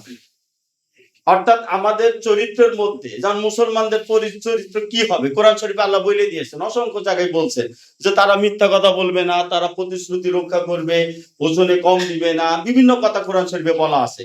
তারা অশ্লীল ব্যভিচারের সাথে লিপ্ত হবে না, তারা মাদক দ্রব্য আল্লাহ হারাম করেছে সেখানে তারা যাবে না, সেটাকে তারা গ্রহণ করবে না, তারা শিরকের সাথে যুক্ত হবে না, তাগুতের সাথে সম্পর্ক সেদের কথা বলছেন যে তারা তাগুতের সাথে সম্পর্ক ছিন্ন করবে। আর এই সব কথাগুলো আল্লাহ তাআলা কোরআন শরীফে নিয়ে আসছেন। আর মুমিনদের ভিতর কি কি থাকবে, যেমন মুমিনদের ভিতরে নামাজ প্রতিষ্ঠিত থাকবে, জাকাত প্রতিষ্ঠিত থাকবে, এই যে জাকাতের যে সম্পদ নেওয়া এবং তা বন্টন করা এটা চালু থাকবে। এই যে বৈশিষ্ট্যগুলো কোরআন শরীফে আল্লাহ তাআলা যে আদেশগুলো দিয়েছেন, সে আদেশগুলো মুমিনদের ভিতর কার্যকর হবে, যেগুলো নিষেধ করা আছে সেটা মুমিনরা সেখান থেকে দূরে থাকবে এবং তারা ঐক্যবদ্ধ থাকবে, তাদের ভিতর নেতৃত্ব থাকবে, তাদের একজন লিডার থাকবে। যেমন আল্লাহ রাসূল সাল্লাল্লাহু আলাইহি ওয়াসাল্লাম বলছেন, তোমরা তিনজন হইলেও তার ভিতর থেকে একজনকে আমির করে নাও। অর্থাৎ একটা আলাদা সমাজ, একটা শাসন এবং প্রশাসন তৈরি করে ফেলা, এটি হচ্ছে সম্পূর্ণ একটি বিকল্প রাষ্ট্র তৈরি করে নেওয়া। এই রাষ্ট্রের মধ্যে আরেকটা বিকল্প, প্রত্যেক সমাজের মধ্যে একটি বিকল্প সমাজ। ধর্মের ভিতরে আমরা আলাদা আছি ধর্মের দিক থেকে, আমাদের সমাজে ধর্মের দিক থেকে ইসলাম ধর্ম আর হিন্দু ধর্ম আলাদা। আমাদের এখানে ধর্মের দিক থেকে মুসলিম এবং হিন্দুরা আলাদা রয়েছে, এটাকে আরো বেশি কার্যকর করতে হবে, এই পার্থক্যকে আরো স্পষ্ট করে দিতে হবে। এই যে ওরা মিশিয়ে দেওয়ার চেষ্টা করতেছে, এই মিশিয়ে দেওয়াটা যাবে না। আমরা মুসলিম, আমাদের ধর্ম বিশ্বাস পৃথক, এই জায়গাতে আমরা আলাদা হব, এখান থেকে আলাদা সমাজ তৈরি হবে, আলাদা সমাজ থেকে আলাদা রাষ্ট্র গঠনের দিকে চলে যাবে। এই জায়গা থেকে 47 সাল পর্যন্ত এখানে আলাদা একটি রাষ্ট্র গঠন হয়েছিল, কিন্তু 47-এর এই রাষ্ট্রটিকে পরে আওয়ামী লীগ ওই মতবাদগুলোকে নিয়ে এসে এটাকে আবার ভারতের সাথে মিলিয়ে দেওয়ার দিকে সে যাত্রা শুরু করেছিল এবং এই যাত্রায় আওয়ামী লীগের স্বৈরাচার হওয়া ছাড়া কোনো উপায় ছিল না। আওয়ামী লীগ বাধ্য স্বৈরাচার এবং ফ্যাসিস্ট হইতে, কেননা সে যে এজেন্ডা নিয়ে এসেছে, এই এজেন্ডা মানুষের, এই ভূখণ্ডের মানুষের বিশ্বাসের সাথে সঙ্গতি রাখে না, এই ভূখণ্ডের মানুষের চিন্তা চেতনার সাথে সঙ্গতি রাখে না। সে এদেশের মানুষের স্বার্থ এবং তাদের প্রয়োজনগুলোকে সে চিন্তা করে না, সে চিন্তা করে এই ভূখণ্ডের প্রয়োজনকে। বোঝা গেছে বিষয়টা? যে কারণে এই ভূখণ্ডের মানুষের সাথে তার যে দূরত্ব তৈরি হয়েছিল, এই দূরত্বে এই ভূখণ্ডের মানুষকে সে কখনোই তার পাশে পাবে না, কখনোই সে এই ভূখণ্ডের মানুষের সাথে একীভূত হইতে পারবে না। সে ওই ভারতের সাথে যখন থাকবে তখন মানুষের সমর্থন তার প্রতি থাকবে না। শেখ মুজিব এসেও স্বৈরাচার হয়েছিল, আওয়ামী লীগ এসেও স্বৈরাচার হয়েছিল। আর এই স্বৈরাচারিতা এই কারণেই হয়েছে যে এই ভূখণ্ডের মানুষকে সে ধারণ করে না, সে মূলত এখানকার স্বার্থটা ধারণ করে। এই জন্য সে সীমান্ত হত্যা হয়, সে প্রতিবাদ করতে পারে না। সেই জন্য ভারত পানি দিয়ে আমাদেরকে বঞ্চিত করে, কারণ এইটি হচ্ছে আমাদেরকে তার প্রতি নির্ভরশীল করার একটি তার কৌশল। সে পানি যখন বন্ধ করে দেয়, আমাদের কৃষি ব্যবস্থাটা ভেঙে শেষ হয়ে যায়। আর কৃষি ব্যবস্থা যখন আমাদের শেষ হয়ে যায়, তখন চাল, ডাল, পেঁয়াজ, হচ্ছে রসুন, সবকিছুর জন্য ভারতে, কাঁচামরিচও ভারত থেকে আসে, শসাও ভারত থেকে আসে, আদাও ভারত থেকে আসে। অর্থাৎ তার প্রতি যখন আমরা নির্ভরশীল হব, এই নির্ভরশীলতাকে সে কাজে প্রয়োগ করবে আমাদের উপরে তার কর্তৃত্ব বাড়ানোর জন্য, তার প্রভাব এবং দাপটকে বৃদ্ধির জন্য সে কাজ করবে। এই জন্য এই জায়গাতে সে যখন এইটা করতে থাকবে, আর আওয়ামী লীগ যখন এই এজেন্ডা নিয়ে এসেছে, তখন সে তো ভারতের সাথে তর্ক বিতর্কে যেতে পারবে না। ভারতের সাথে সে যদি তর্ক বিতর্কে যায়, তাহলে তাকে বলতে হবে যে ভারত আমার বন্ধু নয়, শত্রু। ভারত সীমান্তে হত্যা করতেছে, আওয়ামী লীগকে আগে বলতে হবে যে ভারত আমার শত্রু, আমার প্রতিপক্ষ। এটা না বললে তো সে ভারতের সাথে তর্ক করতে পারতেছে না, ভারতের সাথে ঝগড়া করতে পারতেছে না, ভারতের কাজের প্রতিবাদ করতে পারতেছে না সে। আর সে লালিত পালিতই হচ্ছে ভারতের টাকা পয়সা দিয়ে। এখন ভারতের টাকা পয়সা দিয়ে সে যখন লালিত পালিত হবে এবং আমাদের ধর্মকে আস্তে আস্তে হিন্দু ধর্মের কাছাকাছি নেওয়ার চেষ্টা করবে, নানান ব্যাখ্যা বিশ্লেষণ দিয়ে সে হিন্দু ধর্মের সাথে আমাদেরকে আরো মিলিয়ে দেওয়ার চেষ্টা করবে, আমাদের ভূমিকে ভারতের প্রতি আরো বেশি নির্ভরশীল করার চেষ্টা করবে সে। আর এই চেষ্টা যখন করবে তখন বাংলাদেশের স্বার্থের সাথে আঘাত লাগবে জনগণের। আর তখন যখন জনগণ তাকে অপছন্দ করবে তখন সে ভোটে দাঁড়ালে ভোটে জিততে পারবে না। সে সবসময় জানে তাকে জোর করে ক্ষমতায় থাকতে হবে এবং জোর করে ক্ষমতায় থাকার সে সমস্ত মেকানিজমই তৈরি করেছিল এবং এই সমস্ত মেকানিজম তৈরি করার পরেও সে চিন্তা করেছিল এরপরেও যদি বিদ্রোহ হয় লেন্দুক দর্জির মতো বাংলাদেশকে ভারতের পাট ঘোষণা করে দিবে। সেই পথে সে এগিয়ে গিয়েছিল, অনেক দূর এগিয়ে গিয়েছিল। বাংলাদেশের সামরিক বাহিনীকে সে ভারতের অধীনস্থ করে দিয়েছে, চুক্তি করে ভারতের সাথে এই করছে। বাংলাদেশের ভূমির বিদ্যুৎ ব্যবস্থাকে ভারতের হাতে উঠাই দিয়েছে। বিদ্যুৎ ব্যবস্থা কোনো দেশের হাতে চলে গেলে সে দেশ কিন্তু তখন আর তার নিজের স্বাধীনতা ধরে রাখতে পারে না, কারণ এগুলো মানুষের খুবই অপরিহার্য জিনিস। আজকের যুগে বিদ্যুৎ ছাড়া কোনো রাষ্ট্র, কোনো সমাজ চলতে পারে না, মানুষের জীবন চলতে পারে না। আদানির হাতে বিদ্যুৎ উঠাই দিয়েছে, রাস্তাঘাট গুলো তাদের হাতে তৈরি করে দিয়েছে, আমাদের সাংস্কৃতিক জগৎকে তাদের হাতে উঠাই দিয়েছে, এই সমস্ত অর্থনীতিকে সমস্ত কিছুকে তাদের হাতে উঠাই দিয়েছে। আর এইটি যেহেতু ভারতের এজেন্ডা নিয়ে তারা এসেছে, অতএব বাংলাদেশের মানুষের জনপ্রিয়তা সে পাবে না, সে হারিয়ে ফেলবে।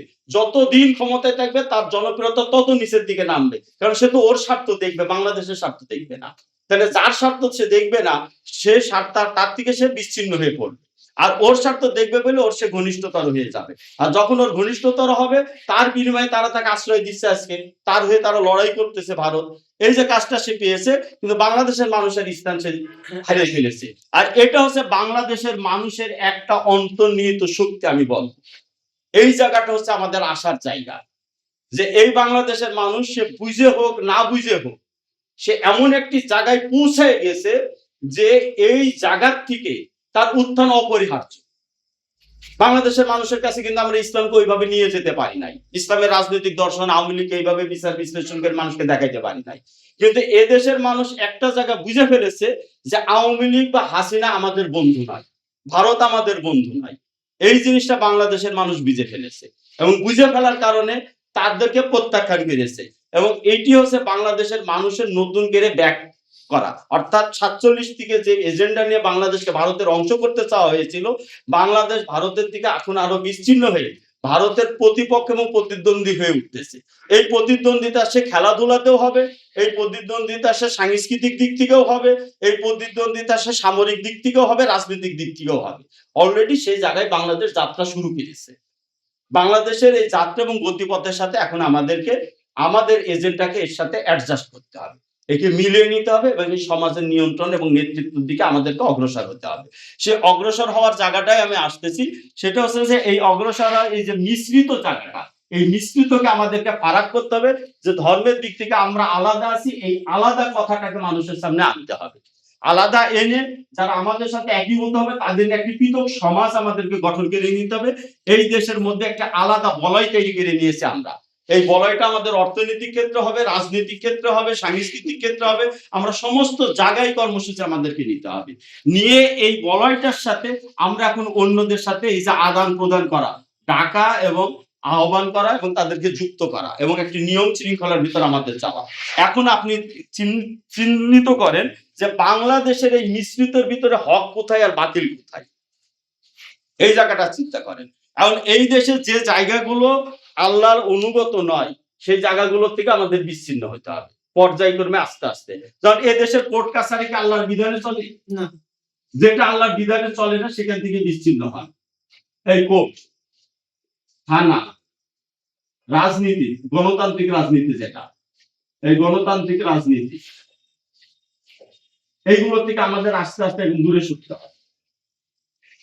এইসব জায়গাগুলো থেকে আমরা বিচ্ছিন্ন হয়ে আসবো, আমরা এইসব জায়গা থেকে বিচ্ছিন্ন হব। এই দেশের ভিতরে যে ইসলাম ছাড়া যে বাতিল গুলো রয়েছে, যে বাতিল গুলোকে ওরা বেশি কি করে, যেমন লালন ফকিরকে তারা বেশি করে নিয়ে আসে, রবীন্দ্রনাথকে তারা বেশি করে সামনে নিয়ে আসে আমাদের, বিভিন্ন জায়গাতে এইরকম লোকগুলোকে তারা আমাদের সামনে আইডল হিসাবে তারা দেখানোর চেষ্টা করে। এইগুলোকে আমরা সব প্রত্যাখ্যান করব। টোটালটাকে প্রত্যাখ্যান করবো। এইসব জায়গা থেকে আমরা নিজেদেরকে সরিয়ে ফেলবো, যে জায়গাগুলোতে তারা আমাদেরকে ইসলামের বাইরে যে প্রতিষ্ঠানগুলো রয়েছে এবং প্রত্যেকটার বিকল্প আমাদের ভিতরে আনতে হবে। এই প্রত্যেকটার বিকল্প অর্থনৈতিক ক্ষেত্রে আমাদের প্রত্যেকটার বিকল্প তৈরি করে ফেলতে হবে। বিকল্প অর্থনৈতিক কাঠামো দাঁড় করাইতে হবে, বিকল্প এই বিচার ব্যবস্থা দাঁড় করাইতে হবে, বিকল্প শিক্ষা ব্যবস্থা দাঁড় করাইতে হবে। এটা কিন্তু অনেক বড় কর্মযজ্ঞ আমরা হাতে নিয়েছি। এই বিকল্প আমরা যখন একটি বলয় তৈরি করব মুমিনদের, এই বলয়ের ভিতরে এই বিকল্পগুলোকে আমাদের প্রয়োগ করতে হবে। এই বিকল্পগুলো প্রয়োগ করে মানুষকে এই বিকল্পগুলোর সাথে যুক্ত করতে হবে।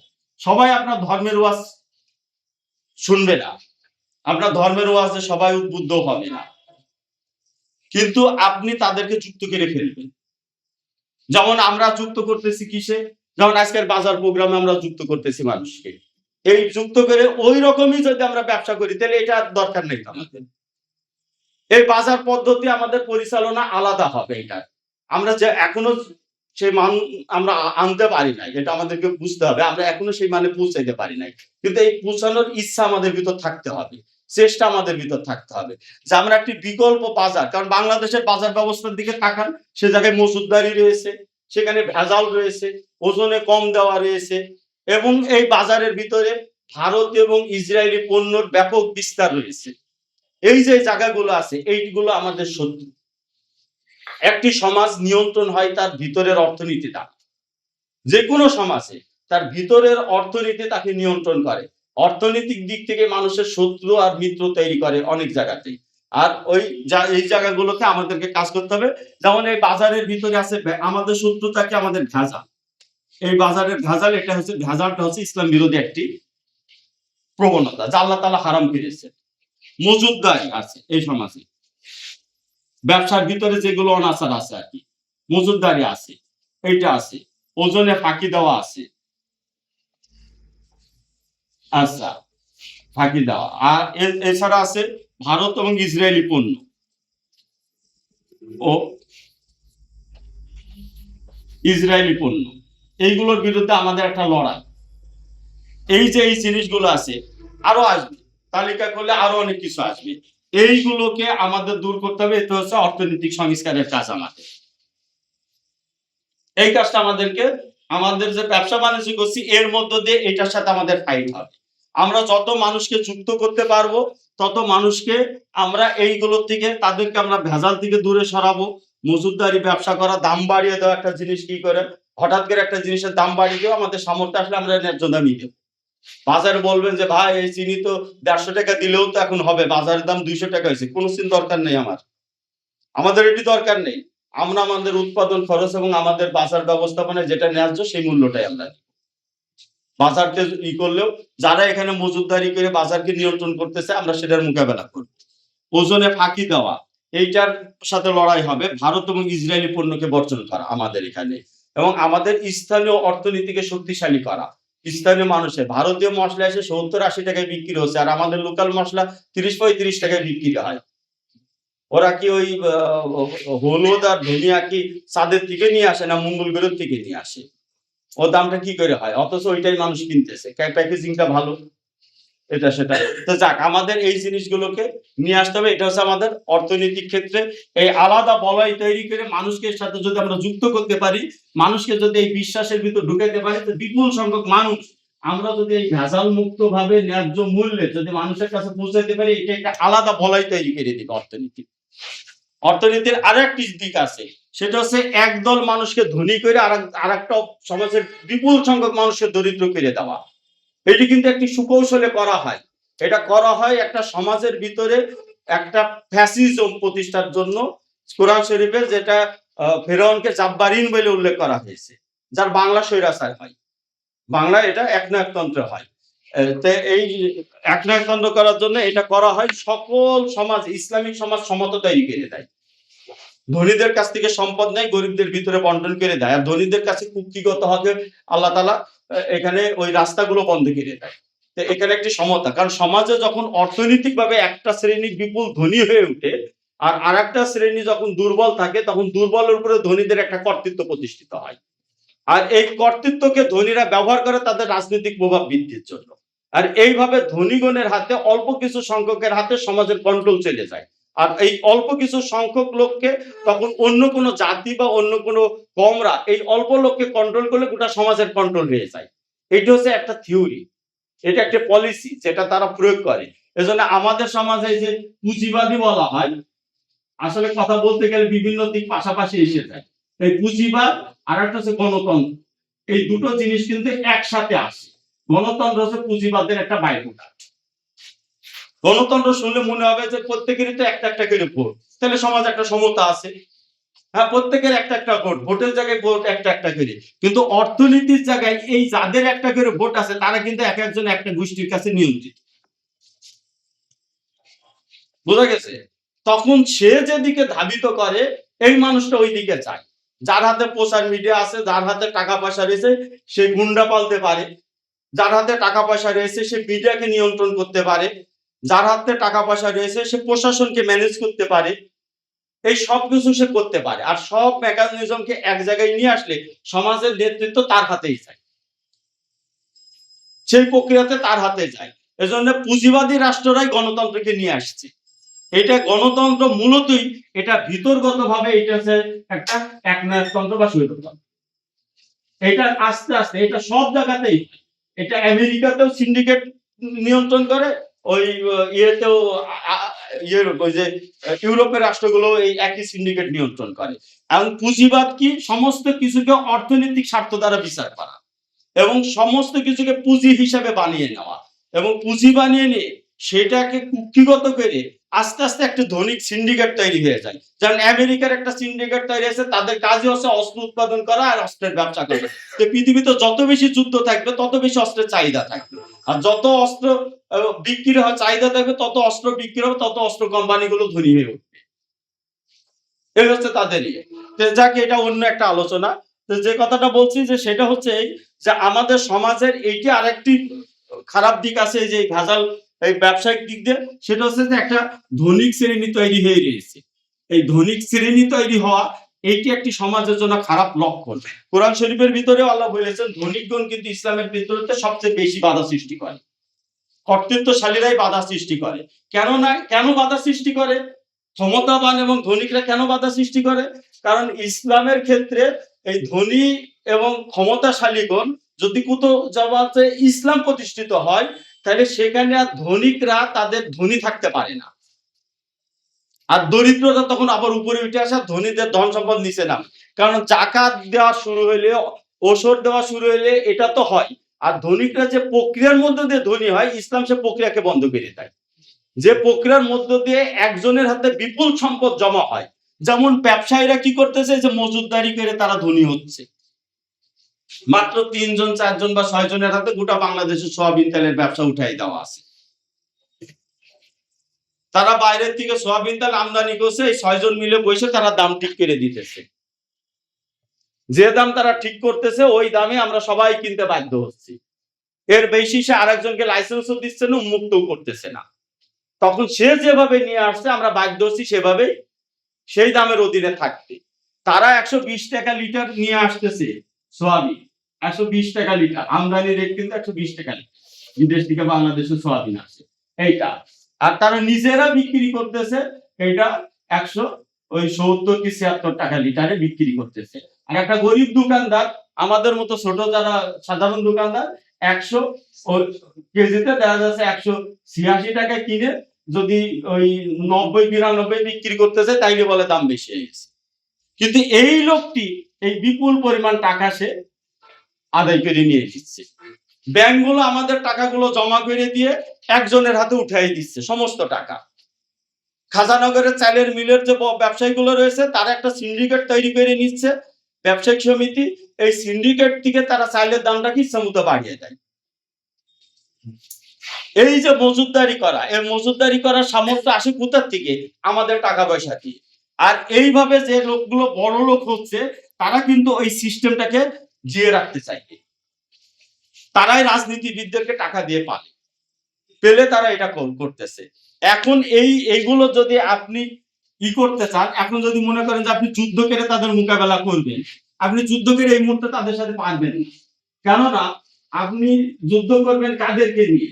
যুদ্ধের জন্য যে খরচ আছে এই খরচটা আপনি দিতে পারবেন না। একটা মানুষের সংসার খরচ দিতে পারবেন না, টাকা দিতে পারবেন না। তারা কিন্তু সহজে অনেক টাকা আছে, গুন্ডা পালতে পারবে, ভালো অস্ত্র নিয়ে আসতে পারবে, পুলিশকে ম্যানেজ করতে পারবে, রাষ্ট্রের রাজনীতিবিদকে হাতে ধরে নিতে পারবে। এইগুলো সব যখন নিয়ে নেবে তখন আপনি তার সাথে পারবেন? তার সাথে আর পারবেন না। এই জন্য আগে অর্থনৈতিক মোকাবেলা করে তাদের এই জিনিসটাকে আমাদের আগে প্রতিরোধ সৃষ্টি করতে হবে। এই প্রতিরোধ সৃষ্টি করার মধ্য দিয়ে আমরা একটি সামর্থ্য অর্জন করব, তার এগেইনস্টে একটি পাল্টা বলয় তৈরি করে আমরা একটি সামর্থ্য অর্জন করব। এই সামর্থ্য অর্জন করে তখন আমরা তাদেরকে চ্যালেঞ্জ করার সুযোগ আমাদের জন্য তৈরি হবে। এখন আমাদের দেশের এই ধনিক শ্রেণীগুলোর ভিতরে কারা কারা ইসলামের বিরোধিতা করে, তাদের পণ্যগুলো আমরা ভারত আর ইসরায়েলকে বর্জন করতেছি। ধরেন ভারত আর ইসরায়েল, এটা আমরা সবাই বুঝতেছি, কিন্তু তাও তো আমরা করতেছি না। আমরা মুখে বলতেছি যে আমরা ভারত ইসরায়েলকে বিরুদ্ধে আমরা বক্তব্য দিচ্ছি, স্লোগান দিচ্ছি, কিন্তু বাজারে গেলে ওদের পণ্যটা কিনে নিয়ে আসতেছি। এটি কিন্তু যুদ্ধের একটি পার্ট। এই পার্টে আমরা কিন্তু আমার শত্রুর সাথেই করতেছি। আমার শত্রুকে আমি শক্তিশালী করে দিতেছি। বলতেছি কি যে ইসরায়েলি পণ্য হইলেও এটা তো ভালো, এটা ভারতীয় পণ্য হইলেও এটার মান ভালো, এই কথা বলতেছে। আর এটা আমাদের দেশি পণ্য হইলেও বলতেছে কি যে এটা খারাপ, ওই মানের হয়নি। আচ্ছা বলেন তো, আপনার সন্তান যদি কালো হয়, আপনার সন্তান যদি খুড়া হয়, ল্যাংড়া হয়, তা আপনি আপনার নিজের সন্তানকে অস্বীকার করবেন? বাইরে বের করে দিবেন?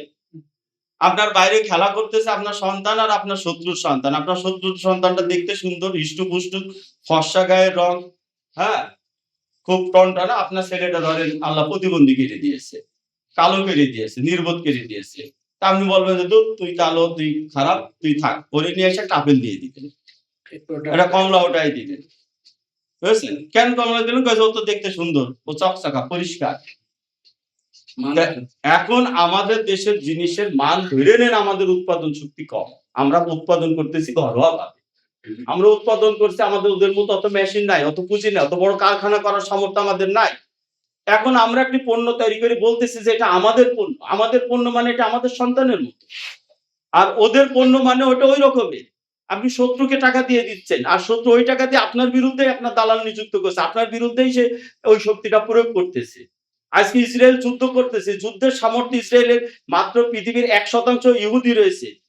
হচ্ছে সব মিলে যোগ করলে 1 থেকে 1.5 কোটির বেশি হয় না ইহুদিদের সংখ্যা সারা পৃথিবী। তার আমরা 150 কোটি মুসলমান রয়েছি।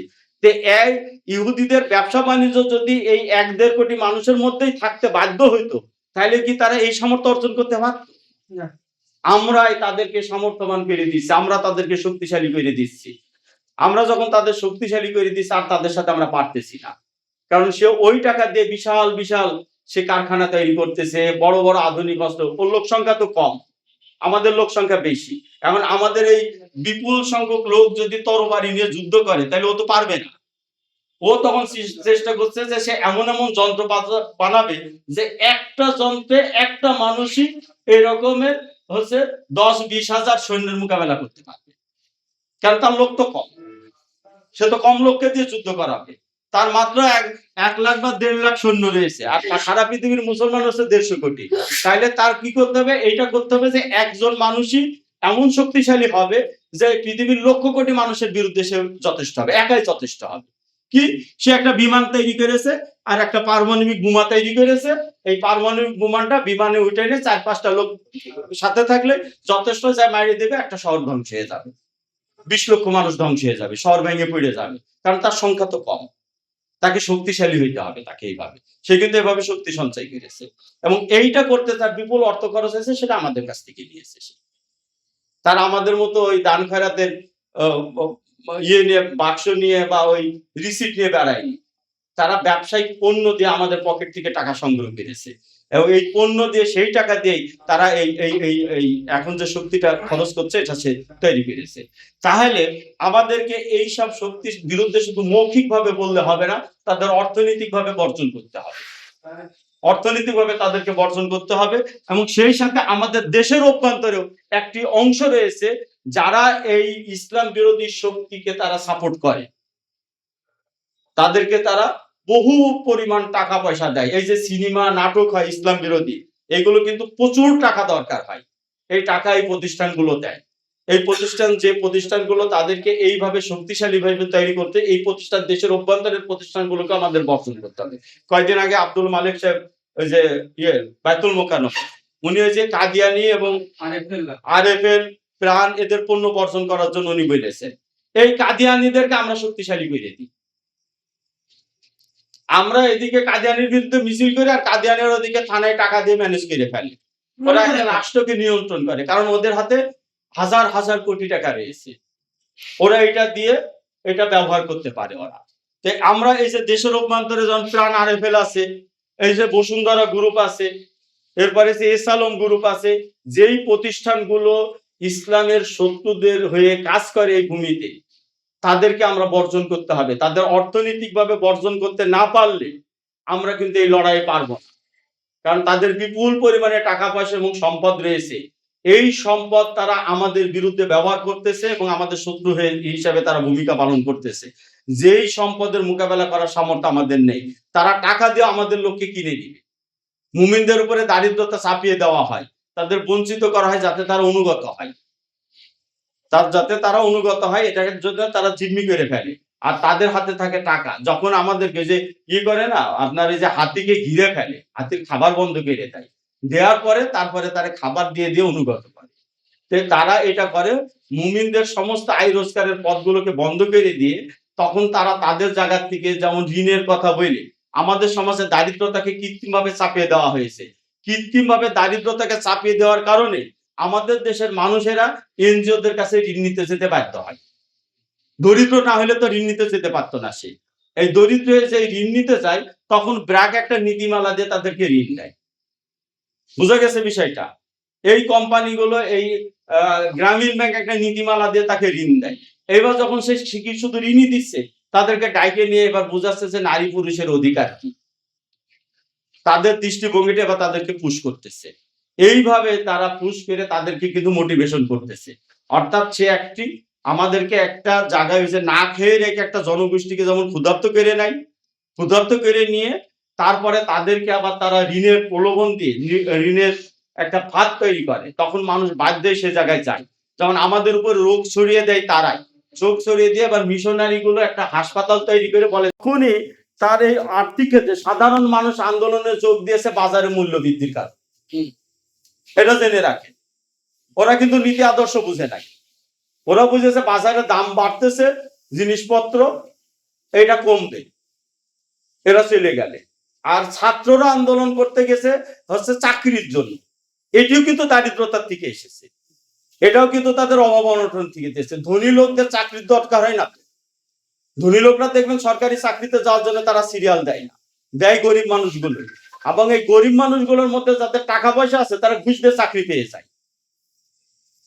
আর মুক্তিযোদ্ধার সন্তানের নামে আওয়ামী লীগ তার দলীয় লোকদেরকে চাকরি দিচ্ছে।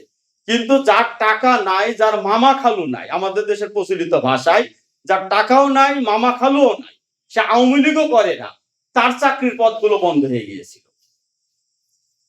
আর এই চাকরির বন্ধের থেকেই সে কিন্তু কোটা সংস্কারের আন্দোলনে নেমেছে, কোটা সংস্কারের আন্দোলনে সে নেমেছে।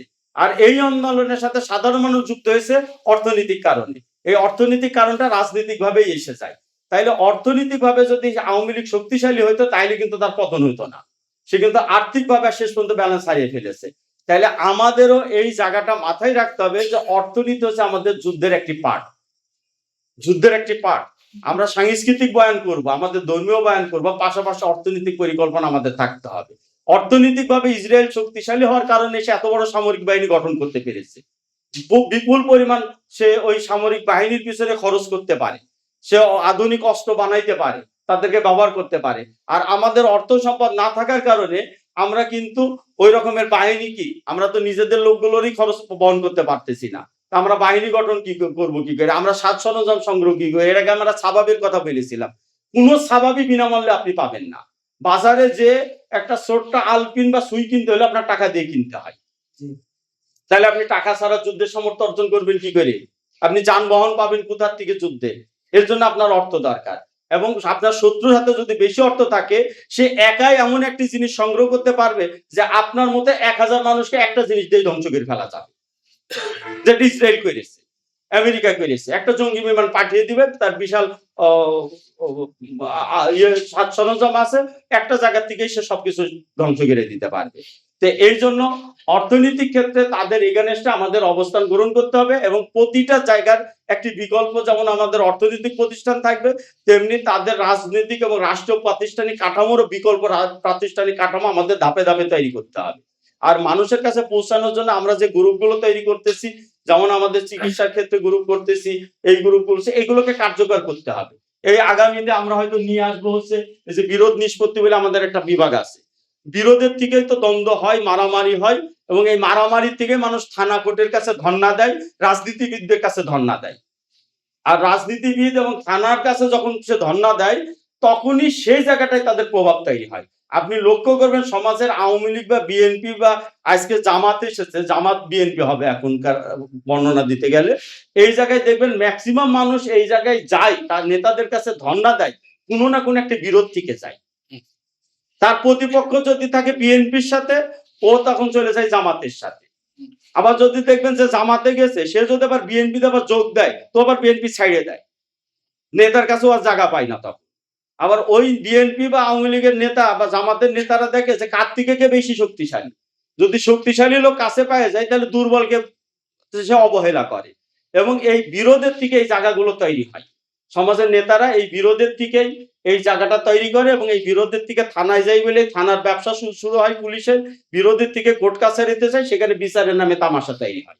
তাহলে সমাজে যদি বিরোধকে আমরা মিটিয়ে দিই, তাহলে কিন্তু তাদের জায়গাটা কমে আসে। এই বিরোধ নিষ্পত্তির জন্য আমাদের ইনসাফ, বিরোধ নিষ্পত্তি এবং ইনসাফ বিভাগ করছে, এটা আগামীতে আসবে। এই বিভাগটা কিভাবে কাজ করবে, এটা সমাজের বিরোধকে দূর করবে, নিষ্পত্তি করে দিবে, যাতে নেতাদের কাছে যেতে না হয়, থানায় যেতে না হয়, কোর্টে যেতে না হয় তাদেরকে।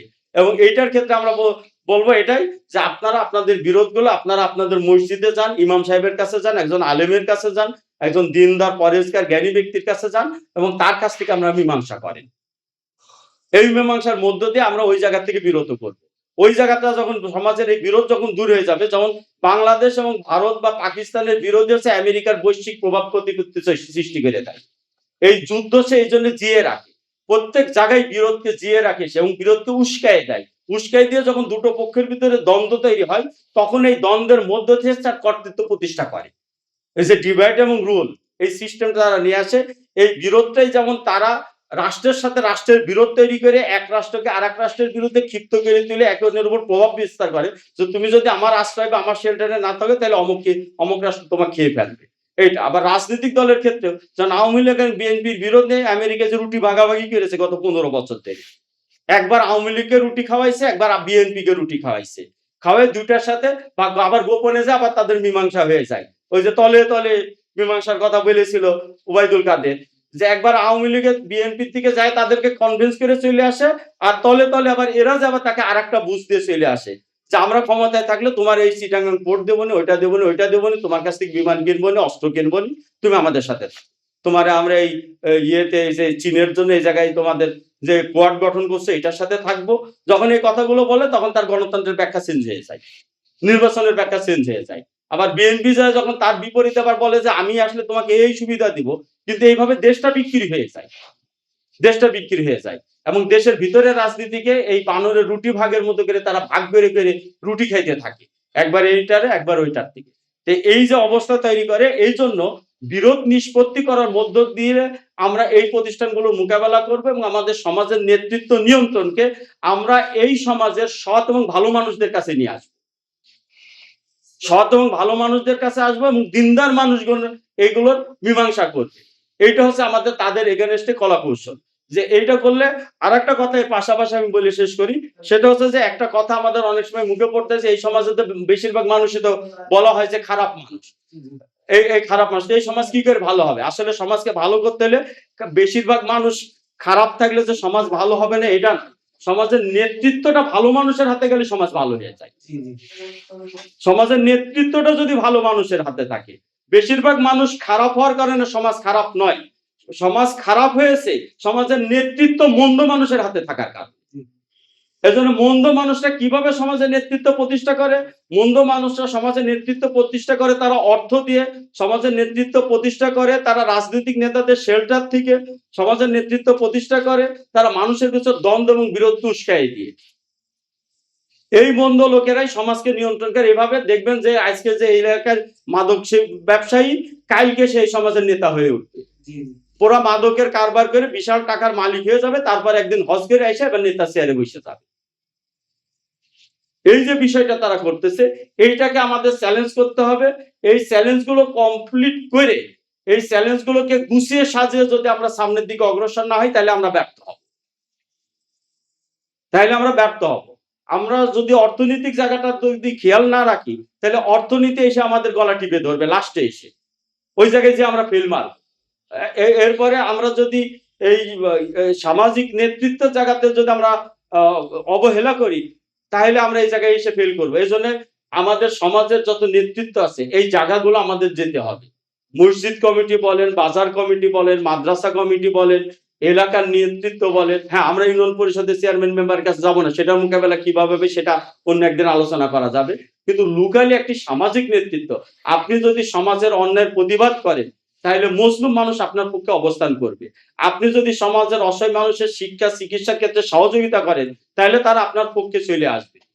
তো একটা মানুষ সমাজের ভিতর ভূমিকা পালনের মধ্য দিয়ে কিন্তু সমাজের লিডারশিপ তার হাতে চলে আসে। এই লিডারশিপটা আমাদের হাতে প্রত্যেকে যার যার ফ্যামিলি, যার যার সমাজে এই নেতৃত্বটাকে আমাদের হাতে আনতে হবে। এই নেতৃত্ব আমাদের হাতে আসলে তখন আমরা সমাজকে কন্ট্রোলের দিকে অগ্রসর হব। এবং এইভাবে সমাজের মানুষের কাছে, আজকে আপনার আত্মীয় একজন ধরে নেন অসুস্থ হয়ে হাসপাতালে গেছে, এবং পরিবারের কেউ তো তার ব্যবস্থা করতে পারতেছে না, তার 5 ভাগ রক্ত দরকার, আপনি ডেকে তার রক্তের ব্যবস্থা করে দিলেন, তাহলে ওই মানুষটার সাথে আপনার দাওয়াতি কাজের একটা লাইন তৈরি হয়ে গেল না? জি। তার সাথে তো আপনার যোগাযোগ হয়ে গেল। আপনি একটা লোককে আমাদের মার্কেটের সাথে যুক্ত করে দিলেন। এবার আপনি কি করলেন, যে মার্কেটের সাথে যখন যুক্ত করলেন, তাকে ন্যায্য এবং ভালো পণ্য দিয়ে একটা বিশ্বাস এবং আস্থা অর্জন করলেন, এটা আপনার সাথে তাকে যুক্ত করে দিল। একজন মানুষ কোনো এক জায়গায় চাঁদাবাজ এবং খারাপ ব্যক্তিদের দ্বারা সে নিপীড়িত হচ্ছে, সম্মুখীন হচ্ছে, আমরা যদি একটি টিম গঠন করতে পারি যে সে যে সেটার মোকাবেলা করবে, সে লোকটা কিন্তু আমাদের সাথে আসবে। তার কাছে এত বয়ানের দরকার নাই, কিন্তু আমরা আমাদের এই গ্রুপগুলো তৈরি করব, আমরা এই কাউন্টার গুলো তৈরি করব, করে একটা মানুষকে এমন ভাবে নিয়ে আসবো, আমাদের সাথে যুক্ত করবো বিভিন্ন সেবার মধ্য দিয়ে। শুধু বয়ান করে কিন্তু মানুষকে বেশি পাশে পাওয়া যাবে না। আপনারা দেখেন আমাদের মার্কেটটা গঠন করেছি, এটা কিন্তু 250-র কাছাকাছি চলে গেছে। আমাদের বিলাট গ্রুপের মানুষের সংখ্যা প্রায় 200-র কাছাকাছি, কিন্তু এখনো তারা রক্ত দিতে ওইভাবে উদ্বুদ্ধ হয়নি। এটা আমরা সামনে এটা কিভাবে করা যায় এই চেষ্টাটা আমাদের থাকবে। ম্যান টু ম্যান কথা বলে আমাদেরকে উদ্বুদ্ধ করতে হবে। এটা আমাদের জন্য খুবই বড় একটি ব্যর্থতা যে একজন মানুষ এসে রক্তের জন্য আমাদেরকে ফোর্স দেয়, আমরা তাকে রক্ত দিতে পারি না। এতগুলো মানুষের ভিতর থেকে তাকে আমরা সাপোর্ট করতে পারি না। এটা খুবই দুঃখজনক বিষয়। আমাদেরকে সাপোর্টটা করতে হবে। এই সাপোর্টটা করলেই দেখবেন যে ওই মানুষটা আমাদের কাছে আরো ঘনিষ্ঠ হয়ে উঠবে, আমাদের কাছে চলে আসবে সে, যে না এই লোকগুলো আমাদের জন্য কাজ করতেছে এবং এর দ্বারা আমরা উপকৃত হচ্ছে। তখন একটা উপদেশ দিলে সে উপদেশটা শুনবে, একটা দাওয়াত করলে সেটা গ্রহণ করবে। আজকে সে হয়তো আপনাকে চিনতেছে না, কিন্তু একটা দিন যখন আপনি মানুষের কাছে প্রকাশ হবেন, সে বুঝতে পারবে যে না এই লোকগুলো তো সমাজে ভালো কাজ করতেছে। এইভাবে প্রতিটা জায়গায় আমরা যদি বিকল্প করি, প্রতিটা জায়গায় যদি আমরা একটা এলাকায় দুটো মানুষের ঝগড়া ফ্যাসাদ গোটা সমাজকে নষ্ট করে দিচ্ছে, আপনি যে তাদের উভয়কে নিয়ে বসে যদি মীমাংসা করে দিতে পারেন, পুরো গ্রাম দেখবেন আপনার উপর সন্তুষ্ট হয়ে যাবে। একটা মানুষের বাড়ি পুড়ে গেছে, আপনি যদি তার সামনে যে একটা বাড়ি বানাই দেন, তাহলে দেখবেন সে সন্তুষ্ট হয়ে গেছে। একটা কৃষক একটা পণ্য উৎপাদন করে ন্যায্য মূল্য পাচ্ছে না, আপনি তার পণ্যটাকে ন্যায্য দামে কিনে নিলেন, সে সন্তুষ্ট হয়ে গেছে। একটা ক্রেতা ন্যায্য দামে পণ্য পাচ্ছে না, তাকে একটা ন্যায্য দামে পণ্য সরবরাহ করলেন, সে সন্তুষ্ট হয়ে গেছে আপনার উপরে। এইভাবে আপনি মানুষের কাছে পৌঁছাবেন, শুধু বয়ান নিয়ে না, আপনি সেবা নিয়ে মানুষের কাছে পৌঁছান, সেবা নিয়ে মানুষের কাছে যান, মানুষ আপনার সাথে যুক্ত হবে, একটা সমাজের ভিতর যুক্ত হয়ে যাবে আপনার কাছে। এই যখনই যুক্ত হবে মানুষ, এই যুক্ত মানুষকে দিয়ে ওই যে কথাটা বলছিলাম, এখন আমি শেষের দিকে চলে আসছি, ওই সমাজের মধ্যে একটা আলাদা সমাজ গড়ে উঠবে।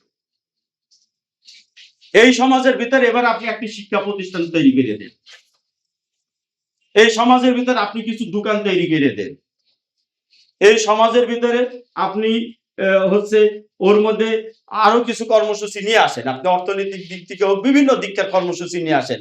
আমাদের রাজনৈতিক পলিসি হচ্ছে এইটা, বুঝা গেছে বিষয়টা? এই জায়গাটাই হচ্ছে আমাদের কাজের জায়গা।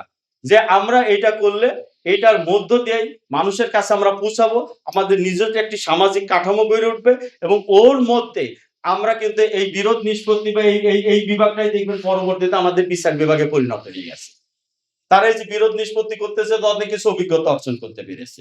আমাদের এই ব্লাড গ্রুপ দিয়ে স্বাস্থ্য বিভাগ আছে, এটা আমাদের হাসপাতাল বা চিকিৎসা বা স্বাস্থ্য মন্ত্রণালয়ের দায়িত্ব চলে গেছে। আমাদের যে হচ্ছে আপনার এই বাজার গ্রুপ আছে, এটা দেশের অর্থনৈতিক দায়িত্ব গ্রহণ করে নিবে। আমরা যদি বিশেষ বিভাগ গঠন করতে পারি যারা মানুষের নিরাপত্তার ক্ষেত্রে প্রতিরক্ষার দায়িত্ব পালন করবে, যে কোনো ধরনের অন্যায় অনাচার বা জুলুম কেউ শক্তি প্রয়োগ করবে সেটা কাউন্টার দিবে, সেটা আমাদের প্রতিরক্ষা বাহিনীতে পরিণত হয়ে গেছে। অর্থাৎ আপনি কমপ্লিট একটি অর্গান নিয়ে আপনি কিন্তু সামনে অগ্রসর হচ্ছেন সমাজের ভিতরে, এবং সমাজের ভিতরে একটা একটা করে চিন্তা আপনি ছেড়ে দিতেছেন, একটা একটি করে বিতর্ক আপনি ছেড়ে দিবেন, এবং এই বিতর্কের মধ্য দিয়ে সমাজ আপনাকে আস্তে আস্তে আপনার বলয়টাকে শক্তিশালী করে দিবে। আপনার বলয়টা চারিদিক দিয়ে আস্তে আস্তে শক্তিশালী হবে। এগুলো একটি আরেকটি অর্গানকে সাপোর্ট করতে থাকবে, একটি আরেকটিকে সহযোগিতা করতে থাকবে। আমরা দাওয়াতি কাজ করতেছি, সেখান থেকে আবার আমাদের কি হচ্ছে, আমরা কিন্তু সেখান থেকে আমরা ক্রেতা সংগ্রহ করতেছি, সেখান থেকে আবার আমরা আমানত সংগ্রহ করতেছি। যে আমানতটা আমার এখানে চলে আসতেছে, এই আমানতটা ব্যাংকে গেলে একটা ধনীর হাতে চলে যেত, একটা লম্পটের হাতে চলে যেত সেই টাকাটা আমাদের এখানে এসে সেটা কিন্তু একটা ভালো কাজের ভিতর ঢুকে যাচ্ছে।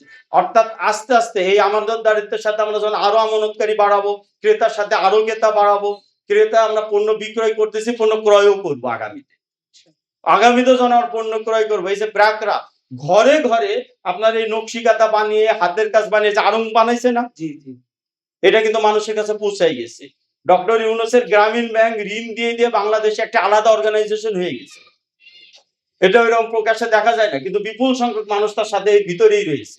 এটা আরেকটি সংগঠন, এটা আরেকটি রাজনীতি, আরেকটি কলা কৌশল। এই গ্রামীণ ব্যাংক সে করেছে, এবং গ্রামীণ ব্যাংকের মধ্য দিয়েই সে পশ্চিমারা আবার তাকে নোবেল দিয়েছে, দিয়ে বিভিন্ন জায়গায় তারা প্রতিষ্ঠিত করে এমন একটা ব্যক্তি বানিয়ে দিয়েছে তাকে, এবং এই শক্তি দিয়ে সে এখন সরকার গঠন করে ফেলেছে এবং আরো বাকি এনজিওদেরকে যুক্ত করে নিয়েছে। সে সরকার কিন্তু এখনো দুর্বল না অতটা, কিন্তু তার কলা কৌশলটা ভিন্ন। সে রাজনীতিবিদদের মতো করে ভূমিকা পালন করতেছে না, কিন্তু তার কৌশলে সে কিন্তু এগিয়ে যাচ্ছে। এটা একটি শক্তি তার। এই যে আরো এরা মানুষের কাছে গেছে কি নিয়ে, একটা গ্রামীণ মহিলার ছোট ছোট কিছু পণ্য উৎপাদন করে, সেই পণ্যটার কাছে যে পৌঁছাইছে, গ্রামীণ ব্যাংক ঋণ দিয়ে মানুষের কাছে পৌঁছাইছে, আমরাও বিভিন্ন ভাবে মানুষের কাছে পৌঁছাবো ইনশাল্লাহ। এইভাবে পৌঁছিয়ে আমরা মানুষকে আমাদের সাথে যুক্ত করব। আমাদের সাথে যুক্ত করলে তাদেরকে নিয়ে দেখেন ব্রাকের স্কুল আছে না, এই স্কুল দিয়ে কিন্তু মানুষকে মোটিভেশন করতেছে। সে তার স্কুলে কি কোরআন হাদিস শিখাচ্ছে? সে তা কিন্তু শিখাচ্ছে না। আমরাও আমাদের এই প্রতিষ্ঠানগুলোর পাশাপাশি আমরা শিক্ষা প্রতিষ্ঠান তৈরি করব, ব্যবসা প্রতিষ্ঠান তৈরি করব, আমাদের সামরিক বাহিনীও তৈরি হবে, যেটা শত্রুপক্ষ যদি যুদ্ধের রূপে আসে আমরা যুদ্ধই মোকাবেলা করতে পারবো। আবার যদি সে অর্থনৈতিক ভাবে তার শক্তিকে আমরা মোকাবেলা করতে পারবো, কালচারাল ভাবে সে কর্মসূচি দিব, আমরা কাউন্টার সংস্কৃতি দাঁড় করিয়ে দিব, কাউন্টার সংস্কৃতি আমরা দেখিয়ে দিব তাদের কাছে, সাংস্কৃতিক কর্মসূচি। এটা আমাদের এই বিভাগগুলো সামনে আসবে।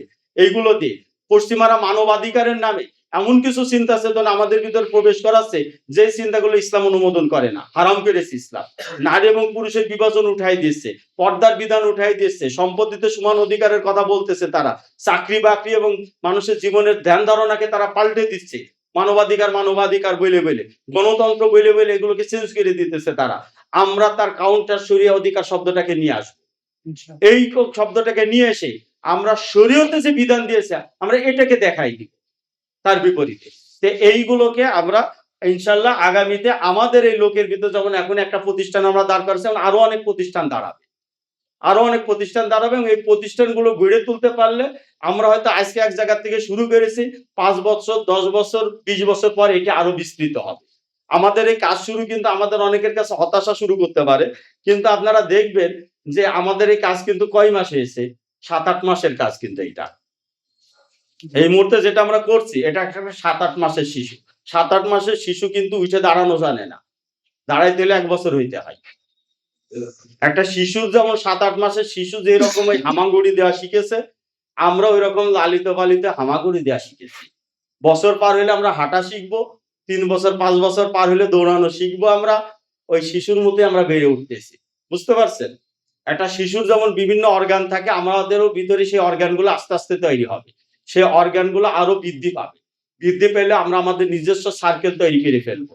নিজস্ব টোটাল সার্কেলটাকে যদি আমরা কমপ্লিট করতে পারি এবং এটা থেকে যদি আস্তে আস্তে, আজকে আমরা ১-১৫০ মানুষ হয়তো একসাথে যুক্ত হয়েছি, এটাকে ১-১৫০ থেকে হচ্ছে ১০-১৫ হাজার হবে, ১০-১৫ হাজার থেকে ১-১.৫ লক্ষ হবে, ১-১.৫ লক্ষ থেকে ১০-১৫ লক্ষ বা ১-১.৫ কোটি।